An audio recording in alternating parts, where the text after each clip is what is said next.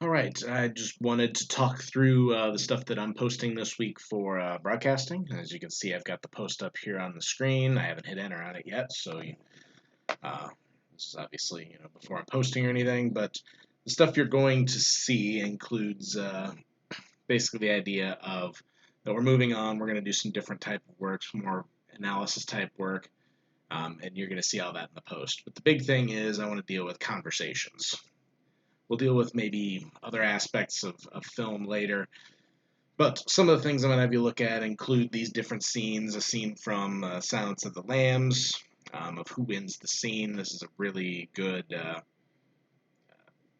every frame of painting video that they made that talks about this. The Joel and Ethan Coen one is kind of the same thing.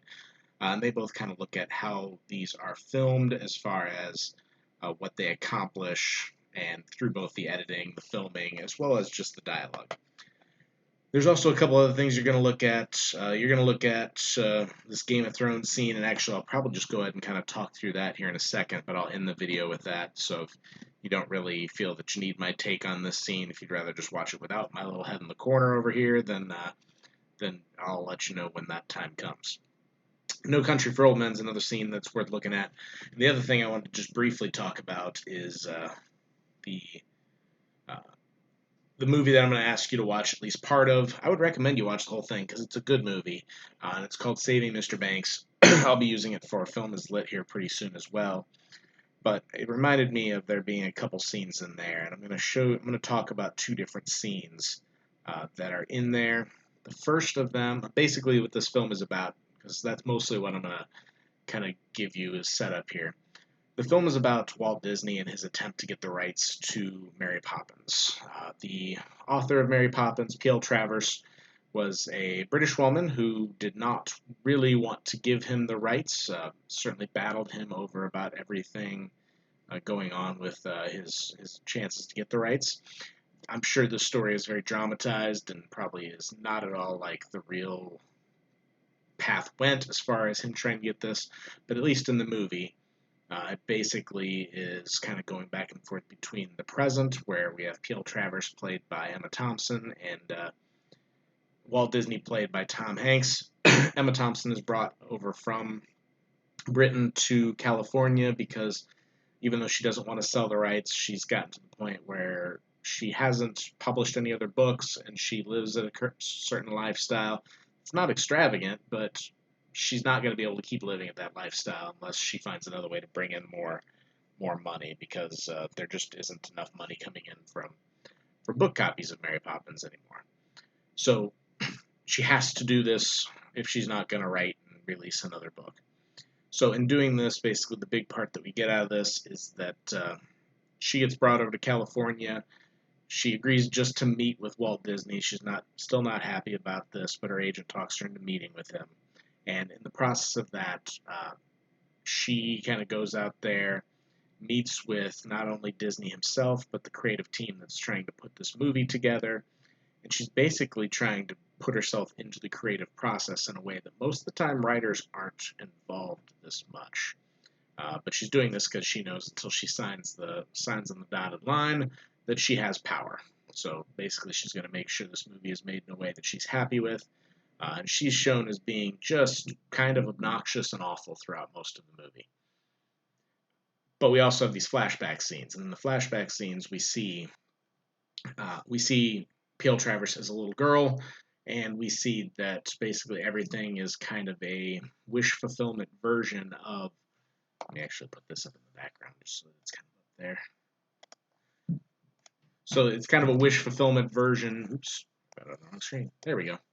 It's a wish fulfillment version of what she wished had happened in her own life. That she was taken from England to Australia because her father was a banker, or maybe it was a large city in Australia, to somewhere like some nowhere place in Australia. I don't remember where they started. But basically got stuck kind of out in the middle of nowhere.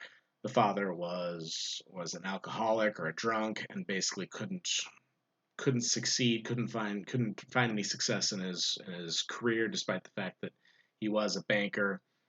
So this was basically a demotion being sent out to the middle of nowhere. And from there, basically, things fell apart. He couldn't get a hold on his own addictions.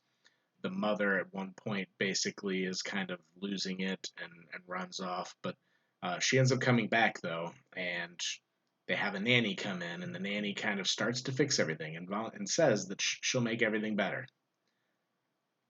And she does a lot of things that are good for the family, but she can't fix everything. Mary Poppins is the version that could have fixed everything. So a lot of the stuff, a lot of the baggage that she has, why she wants the father to be seen in certain ways, is because she adored her father, even though her father was, not the best father, not the best provider.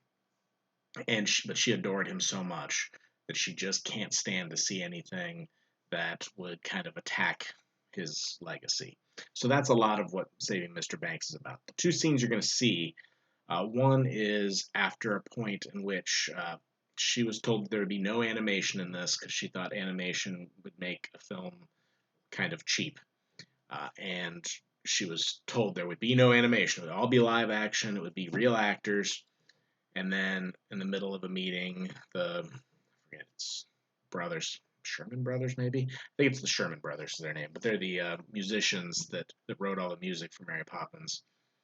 And they basically let it slip that there would be animation going along with, like, Dick Van Dyke dancing and all that stuff. And this just sets her off. And the next scene is her actually just sitting out in the grass, just kind of having a mental breakdown. And this person who has been her driver, played by Paul Giamatti, you'll recognize him when you see him, although that name may not mean much to you. It's she kind of talks him down, or talks her down rather, and kind of calms her down.